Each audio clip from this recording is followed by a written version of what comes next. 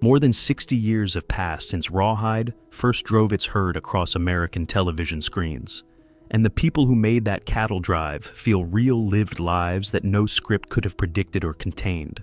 One of them drowned in a Peruvian river under circumstances that remain disturbing to this day, weeks before the wedding he would never reach. Another became one of the most celebrated filmmakers in the history of Hollywood, and just this year, at the age of 96, his retirement was finally confirmed. A third was already playing a man 2 decades older than himself, because his own face started going gray before he turned 35, and the industry rewarded that by casting him as 65 when he was barely 40. A fourth carried a secret in his stage name that he chose for a single reason. He wanted to sound tough enough to survive in this business. And a fifth was born in Honolulu under a name that no one in Hollywood would have recognized, and spent years playing every ethnic type the camera could ask for, because the features nature had given him refused to belong to any single country. This is the real story of the cast of Rawhide. He was the quiet one on the drive, dependable, no nonsense, never asking for the spotlight. That was Jim Quince, and that was also, in most ways, Steve Rains himself. He was 42 years old when the series premiered on January 9th, 1959, and behind him lay a life that had begun not in a family home, but in an orphanage. Steve Rains was born on June 17, 1916, in Grants Pass, Oregon. His early years were shaped by an unusual kind of luck. A couple named Mr. and Mrs. Henry Savage operated a riding stable directly across the road from the orphanage where he lived. The boy kept finding his way over to the horses, and eventually the Savages found their way to adopting him. He grew up in San Antonio, Texas, learning to ride and to handle himself outdoors, skills that would define every job he ever held in Hollywood. By 1947, he was working as a stuntman and bit-part actor in B-westerns, doubling for bigger names and absorbing the rhythms of the genre from the ground up. He served as a stunt double for Alan Ladd in the 1953 classic Shahan, one of the defining images of post-war American cinema, a film about quiet strength in the face of overwhelming odds. Many of the moments that audiences assumed were Alan Ladd on horseback were, in fact, Steve Rains, the orphaned boy from Oregon who had been placed by fate across the road from a horse stable. When Rawhide came along, Rains was cast as Jim Quince and stayed with the show through the entirety of its run, over 200 episodes across 7 years, which is the kind of loyalty that a set rarely sees. He wasn't merely an actor on the show. He co-wrote one of its episodes, Incident at Rojo Canyon, which aired in 1960, demonstrating a relationship with the material that went well beyond showing up and hitting his mark. A man who had come to Hollywood via an orphanage and a riding stable had become one of the backbones of the most demanding weekly production schedule in television westerns. After Rawhide ended, he worked steadily through the late 1960s and early 1970s, guest appearances on Gunsmoke, Bonanza, The High Chaparral, and The Wild Wild West. And then quietly, he retired and went home to Grants Pass, Oregon. He had come from that town and he returned to it. He died there on January 4th, 1996, of a stroke, at the age of 79. He had given 27 years to this industry and walked away without making a fuss about any of it. The horse stable across from an orphanage, the stunt work on classic films, the hundreds of episodes on the cattle drive, and then home. That, by any measure, is a life well lived. The cattle drive needed men who actually knew how to handle cattle. Men who didn't look like they'd learned it from a manual. Rocky Shahan was one of those men. As Joe Scarlet, he was a reliable, weathered presence throughout the series, the kind of drover you trust without having to be told why. He was 39 years old when the show began, and he had spent most of his adult life preparing for exactly that kind of role, not in a drama school, but on a working ranch in Texas. Robert Ray Shahan was born on March 4th, 1919, in Denton, Texas, into a family with deep ranching roots going back to the Civil War. His grandfather had ridden with the Confederate Army's 14th Texas Cavalry. Rocky grew up on a cattle ranch in Denton County, not playing cowboy, but actually being one. Rodeo bronco, busting, roping, riding. These were the skills his childhood gave him, the kind of knowledge that an actor can study for years and still never quite replicate. When other men were learning their craft in drama schools, Rocky Shahan was learning his, in the dust of a working Texas ranch. By the late 1940s, he had relocated to California, bringing all that expertise with him, and began working as a stuntman in Hollywood westerns. He adopted the professional name Rocky Shahan, tougher sounding than Robert, better suited to the persona the industry required, and for the next decade, he did the dangerous work that let other men look brave on screen. Rawhide gave him something he hadn't often had before: a face, a name the camera could come back to.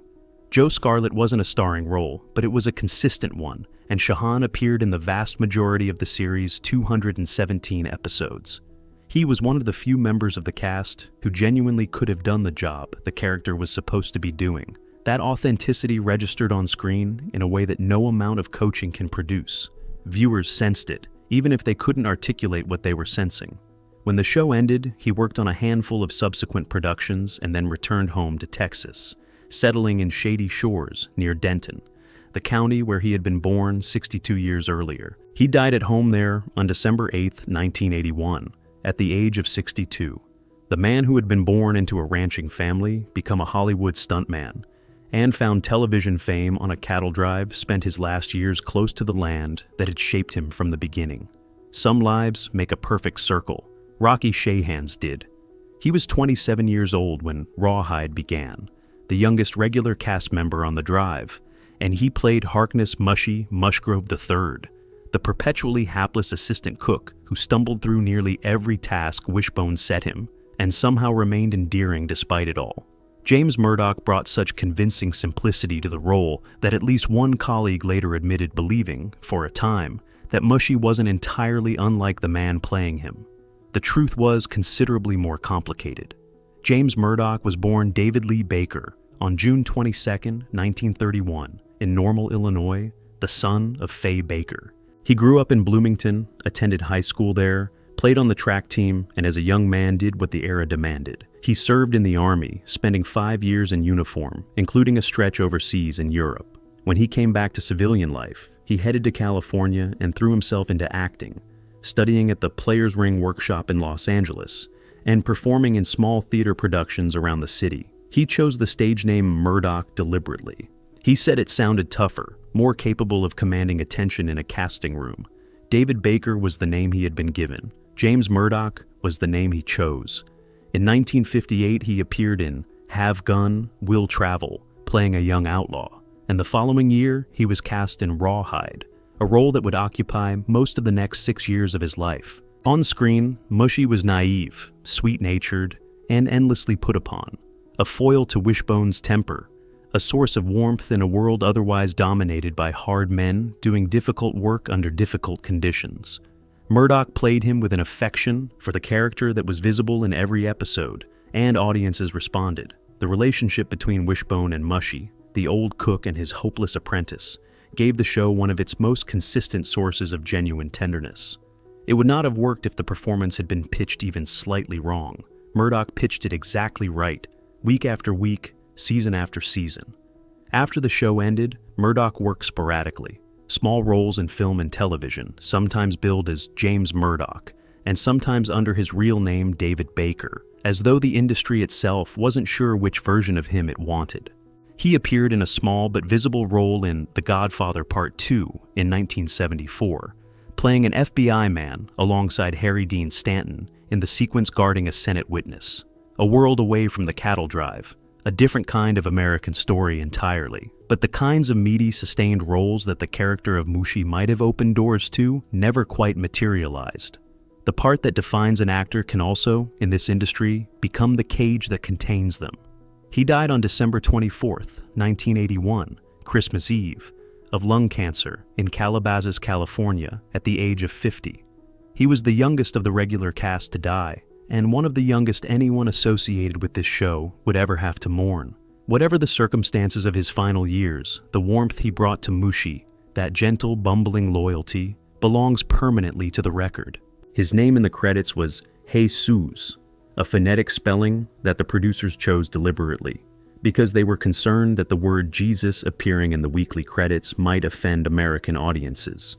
The character's actual name was Jesus Patinez, the horse wrangler of the drive, the man responsible for the remuda, the entire string of horses that kept the cattle drive moving forward. Robert Cabal played him in over 100 episodes beginning in 1959, and he was 41 years old when the series began. But the story of how a Hawaiian man came to be playing a Mexican wrangler on a CBS Western begins in a place very far from any of that. Robert Cabal was born Harold Christopher Ching on April 7, 1917, in Honolulu, Hawaii. His origins were layered and complicated in ways that even careful research has struggled to fully clarify. His father appears to have been of Chinese descent, his mother was part Hawaiian, and the family circumstances surrounding his early years are not entirely clear from surviving records. He moved to the mainland and began a career in Hollywood in the late 1940s, at a time when the options available to an actor whose features didn't read as conventionally white were narrow and frequently demeaning. The industry cast him as Apache warriors, Mexican bandits, Hawaiian natives, Latin lovers, and Pacific Islander types. Whatever the script needed, Cabal's face could supply. He worked with Burt Lancaster in the 1954 film Apache. He appeared in Michael Todd's epic Around the World in 80 Days in 1956. He played Joaquin Murrieta, the legendary Mexican outlaw, in The Man Behind the Gun. His face was a passport to a dozen different identities that the industry, with its limited imagination about what minority actors could embody, kept cycling through without ever asking too many questions about where the man actually came from. Rawhide offered something different. Soos was not a villain, not a stereotype, not comic relief designed to demean. He was a skilled professional on the cattle drive, the man in charge of the horses, a position of genuine practical importance. He spoke multiple languages, English, Spanish, and Nahuatl. He could read when many of the other drovers could not. He was, by the standards of his era, a remarkably dignified representation of a Mexican character on American primetime television. And the fact that a Hawaiian man of mixed Chinese and Hawaiian heritage was playing him was a detail that most viewers never knew, and the producers never chose to advertise. Cabal spent years after Rawhide telling interviewers that, despite all the diction lessons he had received over the years, he still only got roles that called for an accent, because his voice, like his face, refused to be mistaken for something it wasn't. That was his asset and his limitation simultaneously, and the industry never found a way to resolve the contradiction. When Rawhide ended in 1965, he made a small number of additional television appearances and then withdrew from the industry entirely. He lived quietly in Los Angeles for the rest of his life. He died there on May 11, 2004, at the age of 87. The causes and circumstances of his final years are not part of any public record. He left no dramatic exit, no famous last act. He had spent his career being many things to many productions. And then he simply stopped and let the world go on without him. He is the reason Rawhide had a scout who felt real. Pete Nolan, tough, practical, at home in any terrain, was exactly the kind of character Sheb Wooley was built to play, because Sheb Wooley had actually grown up on a farm in Oklahoma, had worked as a cowboy, had ridden in rodeos, and knew what it meant to handle a horse and read a piece of landscape. He was 37 years old when the series began, and he had already packed 3 or 4 separate careers into those years without any of them fully defining him, which was, it turned out, because he needed all of them at once to be fully himself. Shelby Frederick Wooley was born on April 10, 1921, in Eric, Oklahoma, the 3rd son of a farming family. His father was known locally as a fiddle player, and music entered the boy early. At 15, Wooley had formed his own band, the Plainview Melody Boys, and was broadcasting over a local radio station. He tried to enlist in World War II and was turned away. His rodeo injuries had accumulated badly enough to make him medically unfit for service. He worked instead as a welder and in the oil industry, moved to Fort Worth after the war, and continued to chase music and movies simultaneously, without being certain which one would take. He reached Nashville, took the interest of the legendary Ernest Tubb, and began developing as a songwriter and performer. He also moved to Hollywood and started picking up Western film roles, playing, among others, one of the Frank Miller gang in the 1952 classic High Noon, sharing the screen with Gary Cooper in a film that has since become one of the defining texts of the American Western. Wooley was there in the background of that iconic confrontation, a piece of the menace that made the tension possible. Then came 1958, and 2 events that changed everything at once. The first was Rawhide, a regular part in what would become one of the most successful westerns in television history. The second was a novelty song called The Purple People Eater, which Wooley had written himself, which topped the charts, sold millions of copies worldwide, and introduced him to an audience that had absolutely no idea he was also a working cowboy on a primetime drama. Both things were simultaneously true. He was one of those rare people who could be genuinely funny and genuinely tough at the same time, a quality that the entertainment industry rarely knows what to do with and almost never adequately rewards. He also contributed something to film history that most people enjoy without ever knowing his name. Sheb Wooley is widely credited as the original voice of the Wilhelm scream, that recurring stock sound effect that has appeared in over 200 films and dozens of television programs, which he first recorded in 1951 for a movie called Distant Drums. Every time that scream appears, in a Star Wars film, in an Indiana Jones adventure, in countless other productions across 6 decades, it is Sheb Wooley's voice. His widow Linda Dotson has confirmed this. It is a kind of immortality that comes without a credit, without a royalty, without anyone in the theater ever suspecting what they are hearing. After leaving Rawhide in 1965, he joined Hee Haw as an original cast member, writing the show's theme song and performing regularly as the comedic alter ego Ben Colder, a perpetually inebriated country songwriter who became beloved in his own right. He also appeared in memorable film roles well into the 1980s, a small but vivid part in The Outlaw Josie Wales in 1976, reuniting once more with his old Rawhide co-star, a role in Silverado in 1985, and perhaps his most affecting late performance as Cletus Summers, the principal of Hickory High School and Gene Hackman's old friend, in Hoosiers in 1986. He worked literally until his body would no longer cooperate. In 1996, he was diagnosed with leukemia. He fought it for 7 years, recording his last written song just 4 days before his death, and died on September 16, 2003, at the Skyline Medical Center in Nashville, Tennessee, at the age of 82. His ashes rest at Hendersonville Memory Gardens in Tennessee. The Oklahoma farm boy who had played cowboys on television also happened to be, quietly, one of the more remarkable and various figures in the history of American popular entertainment. Nobody on the drive complained more, demanded more, or was more indispensable than Wishbone, the camp cook who fed the crew and quarreled with everyone, and somehow held the whole enterprise together from the back of a chuck wagon. Paul Brinegar played him through all 217 episodes of the series, and he was 41 years old when the cameras first rolled. What makes that number interesting is what it conceals. The character of Wishbone was supposed to be in his mid-60s. Brinegar had simply started going gray in his early 30s, developed the kind of craggy, weathered face that casting directors dream about, and let his appearance carry him into territory his actual age had no business occupying.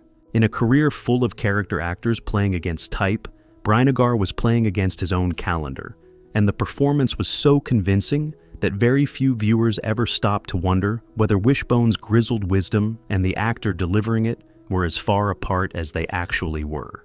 Paul Alden Brinegar Jr. was born on December 19, 1917, in Tucumcari, New Mexico, a small railroad and ranching town in the eastern part of the state, the kind of place that shaped a person in practical ways and asked few questions about ambition. He was educated in Santa Fe and later attended Pasadena Junior College, where he studied drama, literature, and art. During World War II, he served as a chief radio man in the Navy, repairing equipment on the side after the war while slowly building up a film career. The screen work began in 1946, westerns mostly, small parts and supporting bits, the kind of work that keeps an actor employed without making him famous. He appeared in more than 100 western films and television programs across his career, often as a grizzled sidekick or comic foil, and each one was preparation for the role that would finally define him. He was cast in the western movie Cattle Empire in 1958, working with producer Charles Marquis Warren. When Warren developed Rawhide, the connection was natural. He brought Brinegar in to play Wishbone, and Brinegar stayed for the entire run of the show. The relationship between Wishbone and Mushy, the perpetually frustrated cook and his perpetually useless assistant, was one of Rawhide's most enduring comic pleasures, and it was almost entirely a product of Brinegar's timing.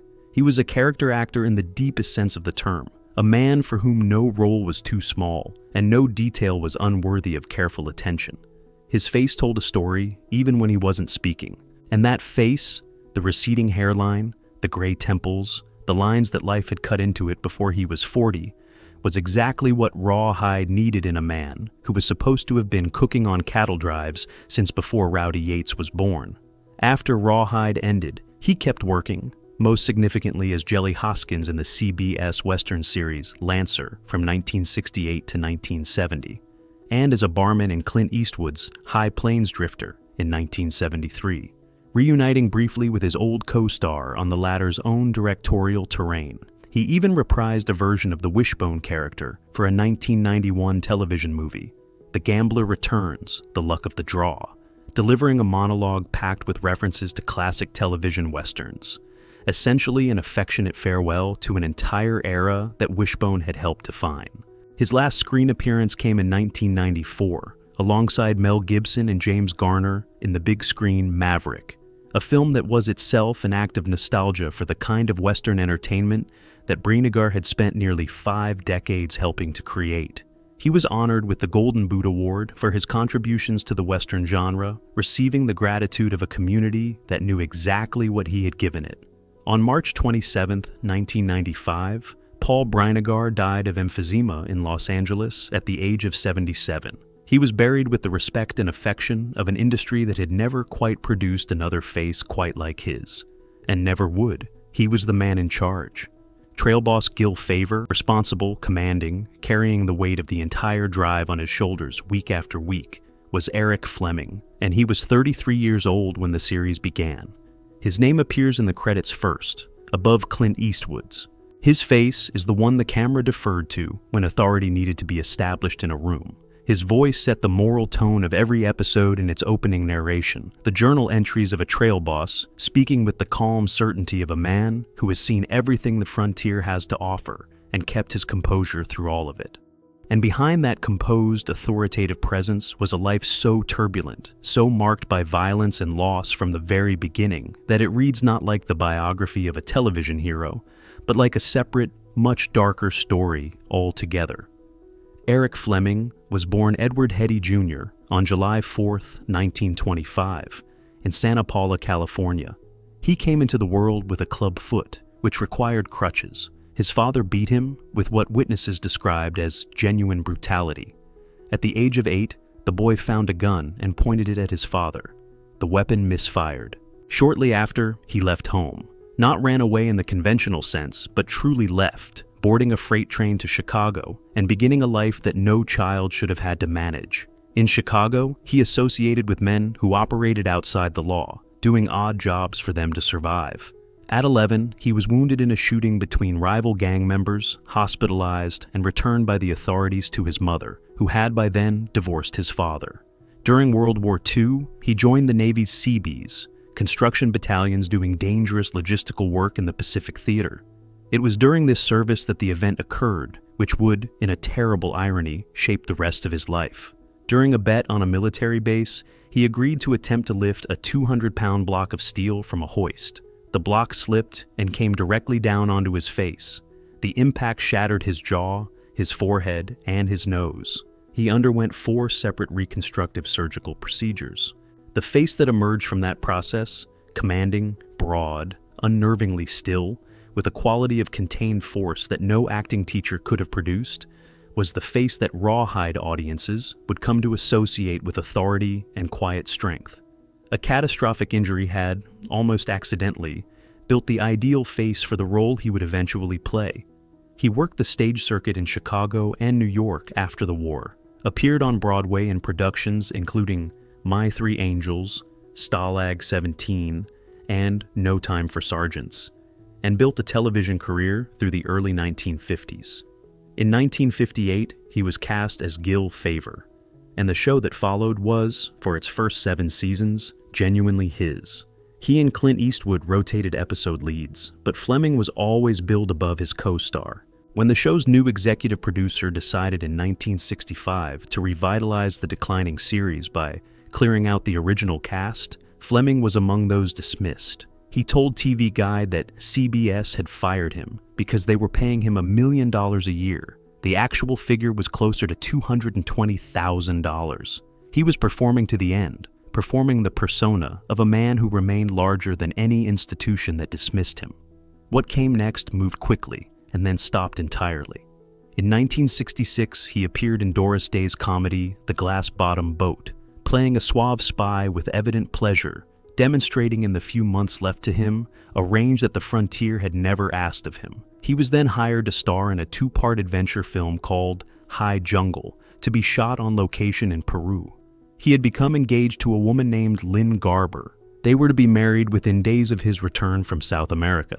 On September 28, 1966, Fleming and his co-star, Nico Minardos, were in a dugout canoe on the Huallaga River when the current caught them and overturned the boat.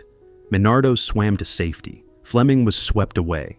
His body was recovered 3 days later from the river. He was 41 years old. The wedding never happened. He had no children. He had planned to retire to Hawaii, where he had purchased land. In his will, he donated his body and his eyes to medical research. Everything he had gathered, the role, the authority, the life, the future, stopped in a river in Peru, in a moment that no one who knew him ever fully made sense of or entirely stopped thinking about. And now, the story that no one involved in casting Rawhide in 1958 could possibly have anticipated. The second-billed actor on a cattle drive western, the younger man, the hothead, the one who hadn't yet grown into the authority that the trail boss carried. He was 28 years old when the series premiered, and he found the role of Rowdy Yates frustrating almost from the beginning. Too young, too impulsive, too confined to someone else's second tier. He could not have known, watching dust rise from the California stand-ins for the Texas plains, that he was at the very beginning of the most sustained and consequential career in the second half of the 20th century. Clint Eastwood Jr. was born on May 31, 1930, in San Francisco, California, the eldest child of Clinton and Ruth Eastwood. The Depression moved his family constantly through California and Washington in search of work, and young Clint attended 8 different grammar schools before the family finally settled in the Bay Area. He graduated from Oakland Technical High School in 1948, drifted through a series of manual jobs, hay baling, logging, truck driving, steel furnace work, and was drafted into the Army during the Korean War. He served as a swimming instructor at Fort Ord, California, and was honorably discharged in 1953. Then came the decade of near misses that all the most improbable careers require. A screen test with Universal in 1954 landed him a contract.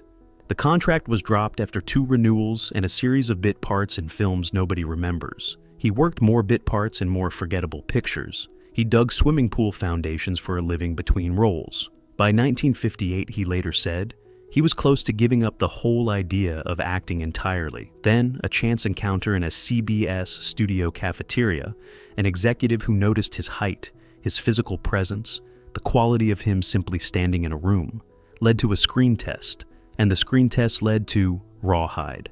The series ran for 8 seasons, 217 episodes. Eastwood earned $750 per episode in the first season, modest by any measure, but steady. The Rawhide years were, by his own account, the most physically grueling of his career. 6 days a week, 12 hours a day, for months at a stretch, under conditions that left him frustrated by scripts he considered too thin and a character he considered too young for his actual age. He was playing a teenager, essentially, at nearly 30. He found it uncomfortable. He endured it anyway because there was nothing else. What he was doing during the breaks between seasons was, it turned out, everything. In late 1963, his co-star Eric Fleming was offered the lead role in an Italian western called A Fistful of Dollars, to be shot in Spain by a then unknown director named Sergio Leone. Fleming turned it down. Eastwood took it for $15,000 and a Mercedes-Benz. The film, released in 1964, made him an international star, particularly in Europe, where the quiet menace of his performance struck audiences as something genuinely new in the Western genre, something pared down and morally ambiguous in a way that American television had never quite permitted. He made 2 sequels, For a Few Dollars More and The Good, the Bad, and the Ugly, and returned to Rawhide for its final season, by which point the dynamic on the show had shifted irrevocably. the second-billed television co-star had become, while still technically employed as a TV cowboy, a global movie star. When Rawhide ended in December 1965, Eastwood's trajectory didn't so much accelerate as detonate. Hang 'Em High in 1968 established him as a bankable American Western star without the Italian context. Dirty Harry in 1971, the hard-edged San Francisco detective whose moral ambiguity made him one of the defining screen presences of the 1970s, a figure whose relationship to the law was more complicated than the badge suggested. The outlaw Josie Wales in 1976, which he also directed. Escape from Alcatraz in 1979. Pale Rider in 1985. Bird in 1988. His quietly devastating biography of jazz saxophonist Charlie Parker, which demonstrated a range and depth his cowboy image had never been asked to reveal. And then, in 1992, Unforgiven, for which he received the Academy Award for Best Director and the Academy Award for Best Picture, for a Western that was simultaneously a meditation on the cost of violence and the impossibility of clean moral endings. The movie that, more than anything else, established his claim not just to commercial fame, but to artistic seriousness. He directed over 30 films. He won a second Academy Award for Best Picture for $1 Million Baby in 2004. He served 2 years as the mayor of Carmel by the Sea, California, elected in 1986 on a local platform of opposing zoning restrictions. He built a winery in the Santa Ynez Valley of California. He composed music for several of his films. He was elected to the National Cowboy and Western Heritage Museum's Hall of Fame. He received the AFI Life Achievement Award in 1996, the Presidential Medal of Freedom in 2024, and recognition from institutions on multiple continents for a body of work that most directors would have been grateful to produce across 2 lifetimes. He was married twice, first to Maggie Johnson from 1953 to 1984, with whom he had 2 children, Kyle and Allison, then to Dina Ruiz from 1996 until their separation in 2013. He has 8 children in total, from several relationships spanning decades, and a number of grandchildren he has spoken of with evident warmth and pride. He never entirely left the Pacific Coast, remaining rooted in the California landscape that had shaped him long before any camera found him working a gas station or a swimming pool construction crew. In June 2026, his son Kyle confirmed publicly what observers had suspected for some time. Clint Eastwood had retired from filmmaking. His final directorial effort, the political thriller Juror No. 2, was released in November 2024 when he was 94 years old. He was still working, still making films, still directing actors young enough to be his grandchildren at an age when most people have been gone for years. In June 2026, Clint Eastwood is 96 years old, the second-billed co-star of A Cattle Drive, who became one of the defining figures in the history of cinema. The boy who dug swimming pools and baled hay and nearly gave up on the whole idea of acting altogether. The man who was passed over for a role by the wrong person at the right time and found himself, as a result, in Spain making a film that changed what movies could look like. That is not a career. That is an argument sustained over 7 decades for what becomes possible when stubbornness and talent decide to keep each other company and refuse to let the cattle drive end. There it is, the whole drive from beginning to end. Men who arrived on that set carrying everything. Orphaned childhoods, war injuries, faces rebuilt by surgeons, secret names chosen for the sound of them. Voices that would outlive their owners by decades playing through cinema speakers in countries they never visited, and ambitions that the character of a trailhand could barely contain. Some of them were consumed by what came after the show ended. Some found peace in places no camera ever followed them to. One drowned in a foreign river weeks before his wedding. Another is still with us, 96 years old, and finally, quietly, done. But all of them rode the same trail together for years. And when you watch Rawhide now, that trail is still going. Dust in the air, hooves on the hard pan, the theme song conducted by the young John Williams and sung by Frankie Lane ringing across a landscape that exists now only inside these episodes. Tell us in the comments. Which of these stories landed hardest for you? And where in the world are you watching from today? If you want to keep finding the real stories behind the classic shows and the people who created them, subscribe to this channel and ring the bell. Every week, we go past the legend and into the life.